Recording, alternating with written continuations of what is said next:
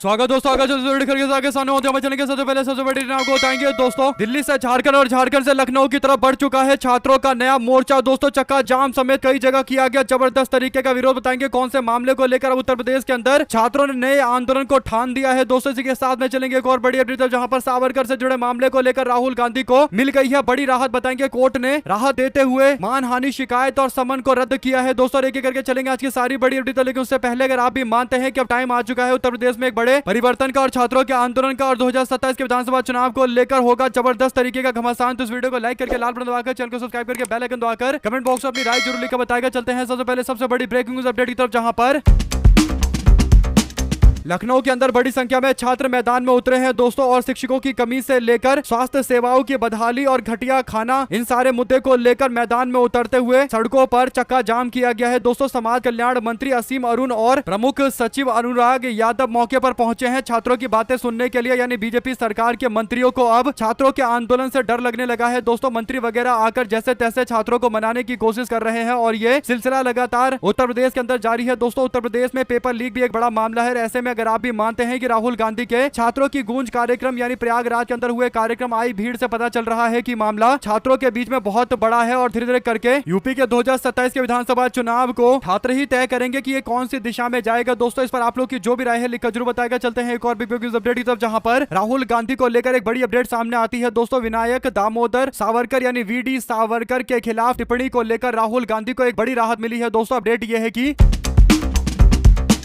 राहुल गांधी के विरुद्ध दायर किए गए आपराधिक मानहानि की शिकायत और अधीनस्थ अदालत द्वारा जारी किए गए समन शुक्रवार को यानी आज रद्द कर दिया गया है। न्यायमूर्ति दीपांकर दत्ता और न्यायमूर्ति शील नागू की पीठ ने कहा कि मामले में आवश्यक मंजूरी नहीं ली गई थी। पीठ ने कहा कि अपर सॉलिसिटर जनरल और शिकायतकर्ता के वकील ने उत्तर प्रदेश की ओर से दाखिल किए गए हलफनामे के संदर्भ में कहा कि इसमें मंजूरी का कोई उल्लेख नहीं है। इससे देखते हुए शिकायत और मजिस्ट्रेट द्वारा पारित आदेश रद्द कर दिया गया है। दोस्तों मानहानि का यह मामला 17 नवंबर 2022 को महाराष्ट्र के अकोला जिले के अंदर भारत जोड़ो यात्रा के दौरान आयोजित एक रैली में सावरकर को लेकर गांधी की टिप्पणी से जुड़ा हुआ है। दोस्तों हाईकोर्ट की लखनऊ पीठ ने 4 अप्रैल 2025 को कहा कि गांधी सत्र अदालत ने पुनर्निरीक्षण याचिका दाखिल कर सकते हैं, इसलिए इस स्तर पर हाईकोर्ट के हस्तक्षेप की आवश्यकता नहीं है। ऐसे में लोकसभा में नेता प्रतिपक्ष राहुल गांधी ने मामले में उनके खिलाफ जारी कार्रवाई को चुनौती देते हुए उन्हें समन जारी करने का अधीनस्थ अदालत के फैसले को चुनौती दी थी और अधिवक्ता नृपेंद्र पांडे की शिकायत दर्ज करने का आरोप लगाया गया था। दोस्तों गांधी ने रैली के दौरान सावरकर का जानबूझकर अपमान किया। शिकायतकर्ता ने आरोप लगाया था कि गांधी की टिप्पणी सावरकर को बदनाम करने के लिए सुनियोजित तरीके से की गई एक साजिश का हिस्सा है। तो ऐसे में राहुल गांधी को यह बड़ी राहत मिली है। कुल मिलाकर दोस्तों राहुल गांधी को लेकर हर जगह पर मामले दर्ज करवाए गए हैं। यानी राहुल गांधी ने सावरकर को लेकर जो भी टिप्पणी की है उस पर राहुल गांधी को कई सारे मुकदमे झेलने पड़ रहे हैं, लेकिन राहुल गांधी अपनी बात पर पूरी तरीके से अड़िग है। दोस्तों राहुल गांधी को पता है कि बीजेपी और संघ के लोग सावरकर की विचारधारा पर काम करने वाले लोग हैं और सावरकर की विचारधारा इस देश के बहुजन समाज के खिलाफ है और इसीलिए पुरजोर तरीके से विरोध किया गया है। इस पर आप लोग की जो भी टिप्पणी हो लिखकर जरूर बताएगा। चलते हैं एक और बड़ी अपडेट दोस्तों, जहां पर राहुल गांधी उत्तराखंड के 4 प्रमुख प्रतिनिधियों के साथ में अपने आवास पर मुलाकात करते हैं। कांग्रेस पार्टी का पूरा फोकस अभी उत्तराखंड है। दोस्तों पार्टी ने पुरानी पेंशन बहाली संयुक्त मोर्चा यानी एनपीएस और ओपीएस के लोगों से मुलाकात किया है और उपनल कर्मचारी संघ और नर्सिंग कर्मचारी और उत्तराखंड बेरोजगार संघ ने प्रदेश कांग्रेस के अध्यक्ष मल्लिकार्जुन खड़गे राहुल गांधी से मुलाकात किया है। दोस्तों साथ ही साथ यूके यानी उत्तराखंड के कांग्रेस पार्टी के प्रदेश अध्यक्ष गणेश गोदियाल भी मौजूद रहे। दोस्तों ऐसे में इन सारी समस्याओं के बारे में सुना गया है। राहुल गांधी ने आश्वासन दिया है कि कांग्रेस पार्टी इनमें से कई वादे पूरा करके दिखाएगी और इन आश्वासनों के इर्द गिर्द ही आने वाले दिनों के अंदर कांग्रेस पार्टी अपनी रणनीति तैयार करेगी। ऐसे में उत्तराखंड को लेकर प्रतिनिधियों से मुलाकात करना साफ तौर पर संकेत है कि राहुल गांधी चाहते हैं कि उत्तराखंड के अंदर आम जनता का समर्थन कांग्रेस पार्टी को मिले और हिमाचल प्रदेश के तर्ज पर उत्तराखंड के अंदर भी पुरानी पेंशन योजना को लागू किया जाए। इस पर आपकी जो भी प्रतिक्रिया है लिखकर जरूर बताएगा। चलते हैं एक और बड़ी अपडेट दोस्तों, जहां पर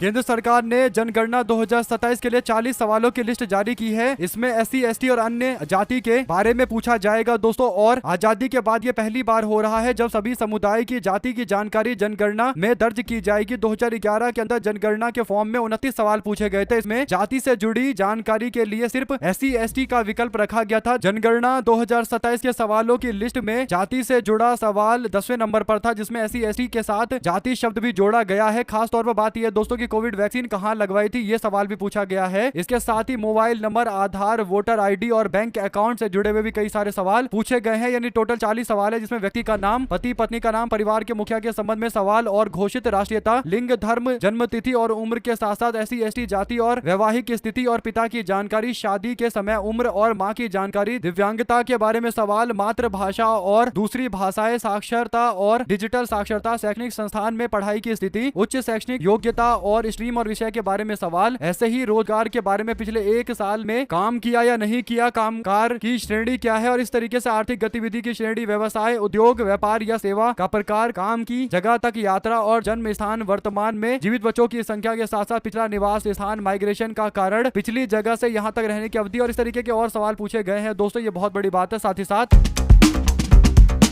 भारतीय जनता पार्टी के राज्यसभा के सांसद को तगड़ा झटका लगता है। दोस्तों दरअसल बीजेपी के राज्यसभा के सांसद मनन मिश्रा को उस वक्त तगड़ा झटका लगा दोस्तों, जब इन्होंने बार काउंसिल ऑफ इंडिया की ओर से एक आदेश जारी करते हुए हैदराबाद के सबसे प्रतिष्ठित संस्थानों में से एक संस्थान नालसार को लेकर एक आदेश जारी करते हुए बोल दिया था कि उनको कहीं भी, यानी अगर कोई बच्चा इस यूनिवर्सिटी से, नालसार यूनिवर्सिटी से पास करके बाहर निकलता है तो उसको कहीं भी देश के अंदर किसी भी कोर्ट के अंदर प्रैक्टिस नहीं करने दिया जाएगा, यानी वकालत नहीं करने दी जाएगी। ऐसे में बच्चों को लेकर ये जो आदेश जारी किया गया बार काउंसिल ऑफ इंडिया के द्वारा दोस्तों, और इसके पीछे तर्क दिया गया कि देश के चीफ जस्टिस ऑफ इंडिया जब नालसार यूनिवर्सिटी गए थे तो वहां पर उनका विरोध किया था इन छात्रों ने, तो उनको कहीं प्रैक्टिस नहीं करने दिया जाए, तो इस पर जबरदस्त तरीके का विरोध हुआ दोस्तों। इसके बाद मामला कोर्ट पहुंचा, सुप्रीम कोर्ट ने इस मामले को लेकर BCI के चेयरमैन को लेकर सवाल खड़ा कर दिया दोस्तों, यानी सुप्रीम कोर्ट ने कहा कि ये मामला मेरे यानी चीफ जस्टिस ऑफ इंडिया और बच्चों के बीच में, स्टूडेंट के बीच में था, इसमें बार काउंसिल ऑफ इंडिया को घुसने की क्या जरूरत थी। यानी बीजेपी के राज्यसभा के सांसद ज्यादा होशियारी दिखा रहे थे दोस्तों और कह रहे थे कि चीफ जस्टिस ऑफ इंडिया का अपमान किया गया तो बच्चों को प्रैक्टिस नहीं करने दिया जाएगा, जिस पर कोर्ट ने फटकार लगाई। Chief justice of India Suryakant ने ही कहा कि ये मेरे और बच्चों के बीच का मामला है, इसमें बार काउंसिल ऑफ इंडिया क्यों घुस रहा है। तो एक तरीके से दोस्तों विरोध जताया गया और सुप्रीम कोर्ट ने एक दिलचस्प बात कही है दोस्तों। सुप्रीम कोर्ट ने कहा कि मैं उन बच्चों से बोलना चाहता हूं कि आप लोग जल्दी से जल्दी लाइसेंस लीजिए और सुप्रीम कोर्ट के बार में आइए, हम लोग आपको एमपैनल करेंगे, यानी अपने पैनल में जोड़ेंगे और उसके बाद आप लोग लीगल केस को देखिएगा। तो एक तरीके से दोस्तों बार काउंसिल ऑफ इंडिया के द्वारा जिस तरीके छात्रों का विरोध किया गया और उनको प्रैक्टिस करने से रोकने की बात कही गई, चीफ जस्टिस ऑफ इंडिया ने एक कदम आगे बढ़ाया और बच्चों से कहा कि आप लाइसेंस लेकर आइए, सुप्रीम कोर्ट के अंदर आकर प्रैक्टिस करिए। तो एक तरीके से दोस्तों सुप्रीम कोर्ट के चीफ जस्टिस ऑफ इंडिया ने छात्रों को एक अच्छा मैसेज भेजा है। अगर आप भी मानते हैं कि ये बात जस्टिस सूर्यकांत ने एकदम सही कही है और जो कॉकरोच वाला उनका बयान आया था उसे लेकर पहले ही विरोध हो चुका है और अब कहीं ना कहीं चीफ जस्टिस ऑफ इंडिया को समझ में आ गया कि देश के युवाओं के साथ मिलकर चलना पड़ेगा और इसीलिए उन्होंने बार काउंसिल ऑफ इंडिया को भी फटकार लगाई है। बीजेपी के राज्यसभा के सांसद मनन मिश्रा ज्यादा होशियारी दिखा रहे थे दोस्तों। साथ ही साथ